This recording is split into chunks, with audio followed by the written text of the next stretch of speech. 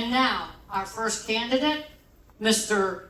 Eddie Speir for U.S. House District 16.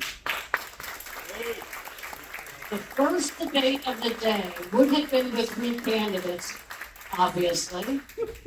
Instead, we'll be asking Eddie Speir the same questions we prepared for all 3. Welcome, Eddie. And Trevor Loudon will start every debate by reading the rules to the candidates. Thank you. Thank you so much, Kathy, and thanks to everybody for being here today. I'm from New Zealand, so I hope you can understand my southern accent, all right? I have trouble with that sometimes. Now, the rules for the House debate on District 16. As the moderator, I will enforce the time limits. I will ask each question, allowing you 1 minute to respond. Microphones may be muted if you overextend your time, and I'm sure you won't do that at all, Eddie. Strict time limits with visual, audio, audible warnings and cut-offs will be administered. So we have some people down here who are going to show cards that give you an indication of how much time you have to go. Your opening statement will be 1 minute. Answers to questions are limited to 1 minute.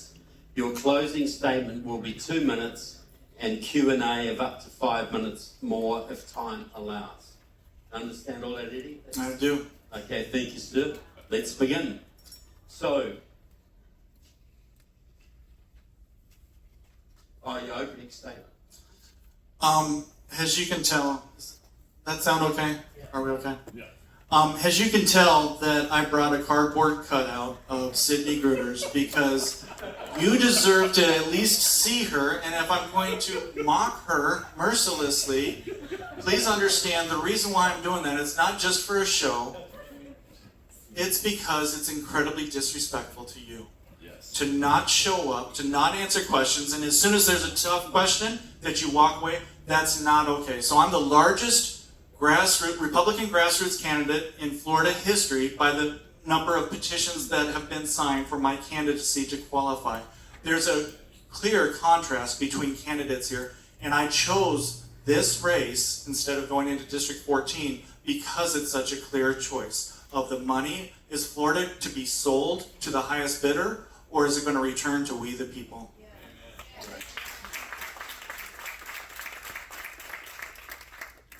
Okay, the one big beautiful bill originally proposed a 10-year ban on state-level AI regulations, artificial intelligence, which Congresswoman Marjorie Taylor Greene opposed after initially missing the provision.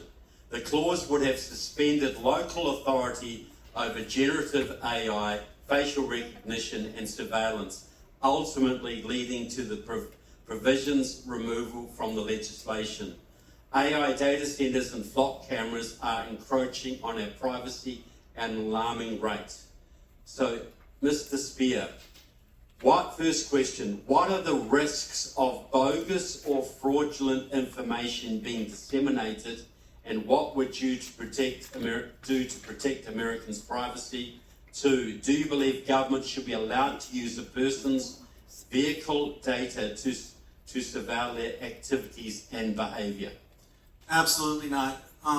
This ties into FISA and the warrantless searches. So anything that you need a warrant for without technology, you need a warrant for with technology. Our laws are adequate. What we need is to not carve out technology to create the surveillance state. And I've never seen one issue that's been so wrong on every conceivable level, from intellectual property to the surveillance state, to the environment, to jobs. AI data centers and hyperscale AI data centers are a massive problem that need to be fought against so that we understand and we can let legislation catch up, or actually just stay out of the way, because the legislation that we have, it just needs to be enforced properly. Right. Okay, while federal authority is limited because elections are primarily run by states, can people hear me okay? Yes. Okay. US House representatives have several tools to address concerns about election integrity. Mr. Speir, do you believe voting machines and or tabulators should be used in elections? If so, what would you do to make them more secure? 2, what is your understanding of our Constitution regarding birthright citizenship, and how does the SCOTUS ruling on birthright citizenship impact the midterm elections? That was 2 questions, right? Yeah. So I'm going to... I just asked one at a time, then do the second. Sorry. Okay, just the I first got question. you. I got you. I think I got you. So basically, the Save America Act, and look, we need paper ballots. Period. And I come from technology. Please understand that I come from technology. I had my own data center, and I understand how this game is played, and I understand how they're manipulating this game, and how it's a tremendous vulnerability to have voting machines. Period.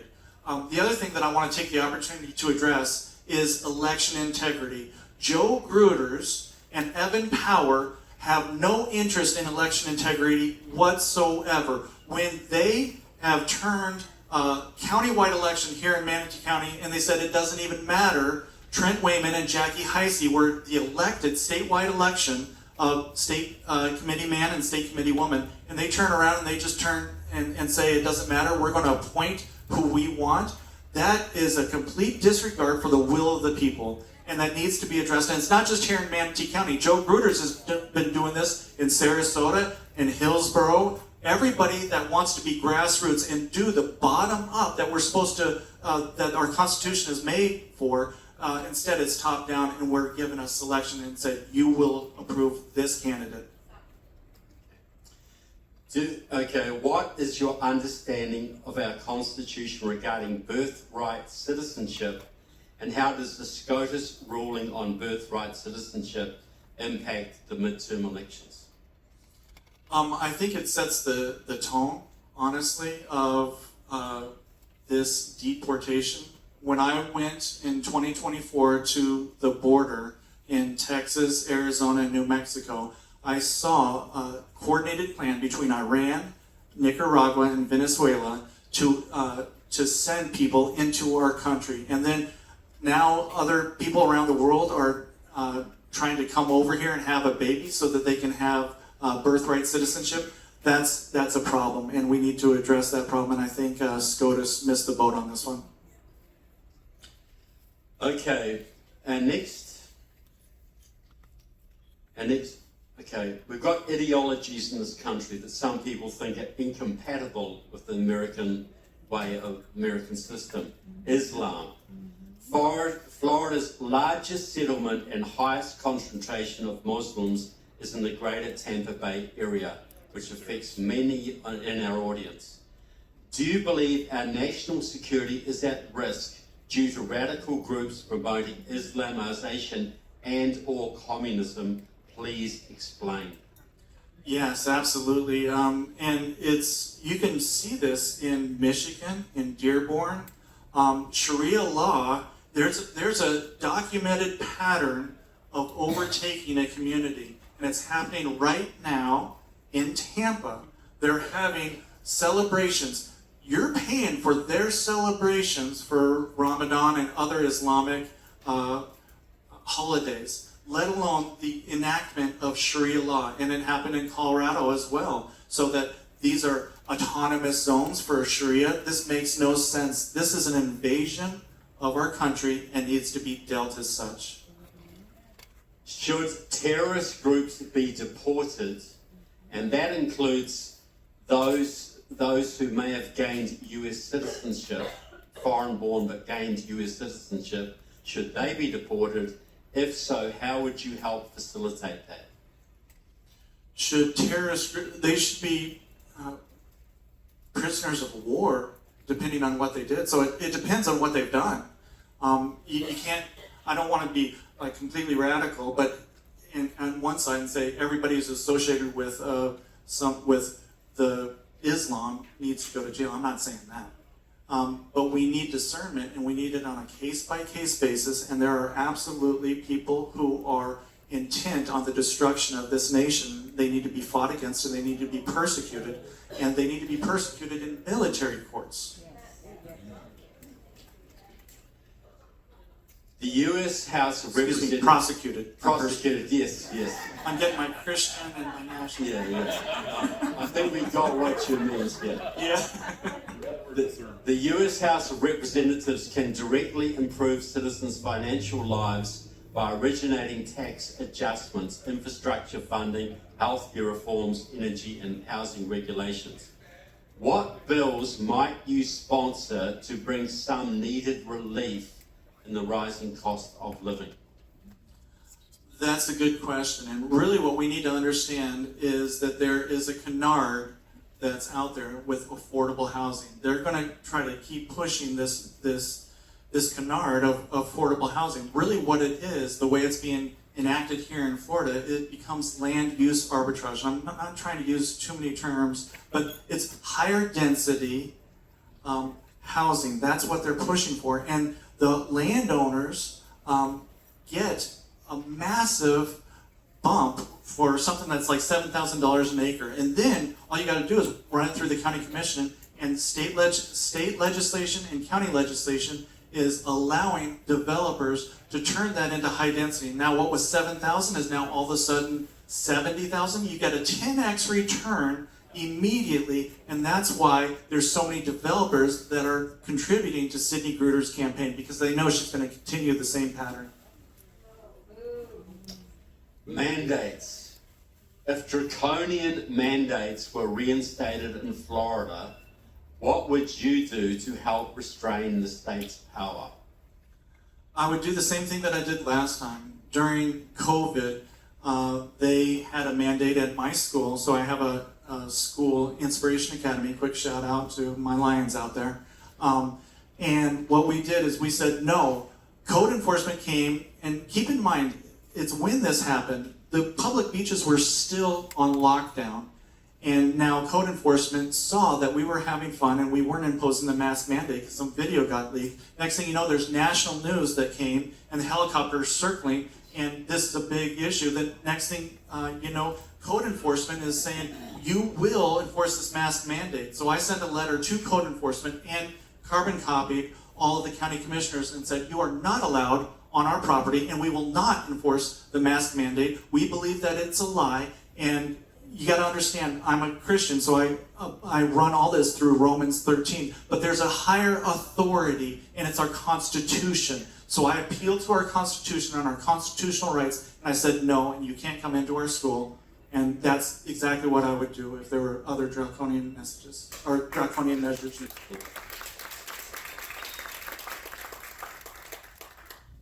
This, I think I may know how you'll answer this. Florida mandates student proof of immunization, including 3 hepatitis B shots or a valid exemption. Do you agree with this policy? And if not, how would you work to change it?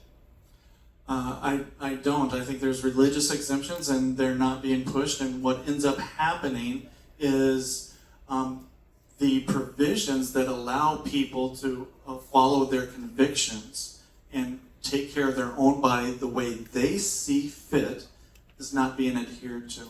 And so we need the political will. This is really about the political will to stand up and fight for people's, their autonomy over their own body. And so we just need the political will to push for that. And any chance that I can get, there'd be specific legislation that I would certainly support. But I want everybody to understand where I stand on this issue. I think that's very clear, thank you. So, time for a couple of questions, Kathy, or... Hey, great job. Yes. Thank you. But we will want some questions answered, so don't go anywhere. Okay. Good. We got one from the audience, one written on a card. And I don't know if anybody in here, raise your hand if you have a question. We're running a little behind, so think about a question, because we'll read this one and then give the audience an opportunity to ask. So Eddie, what can you, no, that is not, sorry. What happened with the RNC? That's not the one either. Hold on a second, guys, sorry. Oh, this, what do you know about Sidney Gruters' campaign finance? Not as much as I'd like. I haven't really delved into it, but what I saw was alarming and concerning, and I want to share it with you guys. And so that's what this is right here. So if I could, just real quick, I know I only have 1 minute, so I'm going to try to get through all these. This is her developers. Some of the developers, there was an entire list of all of her donations for developers that was just too much. We couldn't print them all out. It cost too much money to print out all the developers, like Pat Neal, obviously C. Carlos Baruf, and a lot of others. So this is, again, more evidence that she is bought and paid for by developers. And I also learned that the Chinese Communist Party is donating to her. Right here, this first one, Ben Ming, and everyone below that are the lobbyists for IGAS, which is a communist-controlled company here, and they are literally suing the EPA right now. So this is the communist, the communist Chinese are donating and interfering in our elections right before our eyes. And so go ahead and check out my website. I got more information on that, and I just want to at least share these. I know I'm running late. Hang in there with me. This one, AI data centers. I wish I could tell you that this is just a general title. This is the name of the company. Hyperscale Data is the chairman, who's already under investigation with the SEC, is donating to Sidney Gruters. That tells you that they're expecting something. They're expecting something in return, and that promotion and continued push of AI data centers. And then the last one, real quick. I know my mic is still working, so I'm going to keep talking. This one right here. There's a bunch of others that I want to continue investigating, but this one, information requested, where they're not telling you exactly what this person does. WinRed, and this is smirking, and then the Citizens United. That's where all the dark money started in this country, where now we've got billions and billions of dollars of dark money that nobody can trace. That's from Citizens United, and they're directly donating to her campaign to continue the dark money stream. So that's what I found so far, but more to come. Okay, we have another question that just came in from the audience, and this will probably have to be the last one. What is your position on Israel and U.S. relations? Israel and U.S. relations. We got to understand that Israel is a democracy, and it's Western civilization, and it's the best hope that's there in the Middle East. And we need to understand that Iran is the largest exporter of terrorism in the world. So start there, and then let's have discussion about what's happening with Iran. We need a game plan with Iran. There's 6 million expatriates. We need to make sure those 6 million expatriates are a part of the solution, not just running willy-nilly and saying, hey, we're just going to bomb people, then we're not going to bomb people, then we're going to say it's good, it's not good. No, we need a coordinated effort, and within Congress, I would make sure that we had a coordinated effort or not go in at all. And that's what we need to do. Okay, let's give Eddie a big round of applause. Thank you, Eddie. Let's call up our next candidates. Running for U.S. Senate, we have Mr. Chris Gleason, Neelam Perry, and Ernie Rivera. You guys are probably best off going